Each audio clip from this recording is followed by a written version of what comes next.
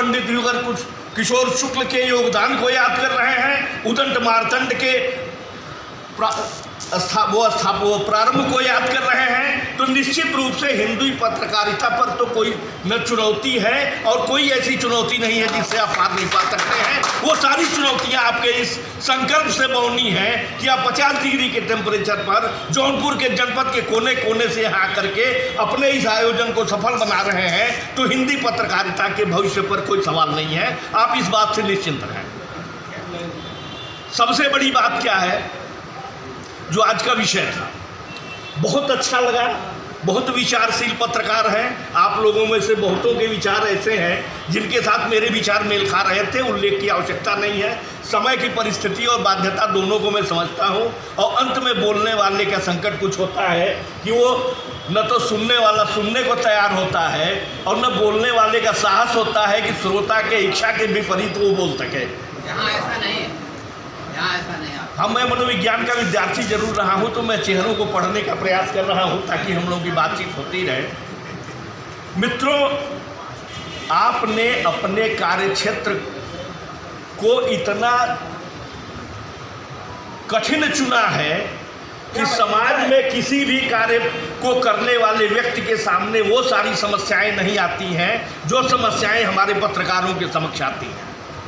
समाज की अपेक्षा ये होती है कि आप सच बोलें, समाज की अपेक्षा ये होती है कि आप सच लिखें, समाज की अपेक्षा ये होती है कि आप सामाजिक विद्रूपताओं को उजागर करें, समाज की अपेक्षा ये होती है कि सामाजिक बुराइयों के निर्मूलन के लिए आपकी ओर से प्रेरणात्मक प्रयास किए जाएं।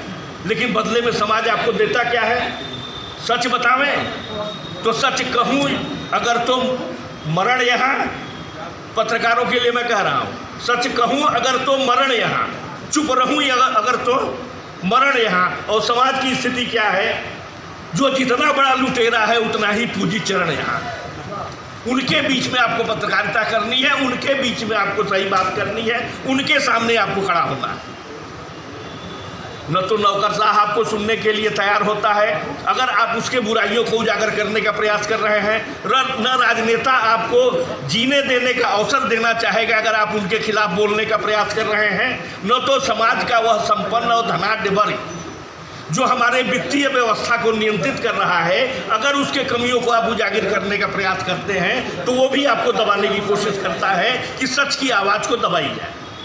इन प्रतिकूल परिस्थितियों के बावजूद भी अगर इतने खराब मौसम में इतने लोग आ सकते हैं और इतने लोग आज भी हिंदी पत्रकारिता के लिए समर्पित हैं, तो निश्चित रूप से आप सम्मान के पात्र हैं। आपका योगदान सराहनीय है, इस पर कहीं कोई सवाल नहीं उठाया जा सकता है। हमारे आगत अतिथियों की तरफ से काफ़ी अच्छे व्याख्यान दिए गए, मैं संकेत को भी देख रहा हूँ। मैं केवल 2-3 लाइनें और आपसे कहना चाहता हूँ जो हम लोग संकल्प के रूप में आज के इस अवसर पर लें। आओ मिलकर बारूद बने, विस्फोट करें। आओ मिलकर बारूद बने, विस्फोट करें, इस भ्रष्ट व्यवस्था के खिलाफ हल्ला बोलें और चोट करें। अपनी पीढ़ी के चेहरे का हर दाग हमें ही धोना है।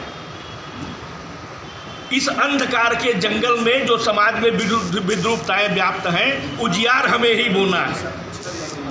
यूं शीश झुकाकर मत बैठो, आगे बढ़कर हुंकार करो, ये सारी राह तुम्हारी है, बढ़कर इस पर अधिकार करो। हिंदी पत्रकारिता जो है वो विश्व में छाएगी। हिंदुस्तान के अगर नागरिक विश्व के कोने कोने में हैं तो हिंदी पत्रकारिता को आप लोग ले जाएंगे, ये मेरा प्रबल विश्वास है। बहुत सारी शुभकामनाएं, बहुत बहुत धन्यवाद। इस अवसर पर आपने हमको आने का और संवाद का अवसर दिया।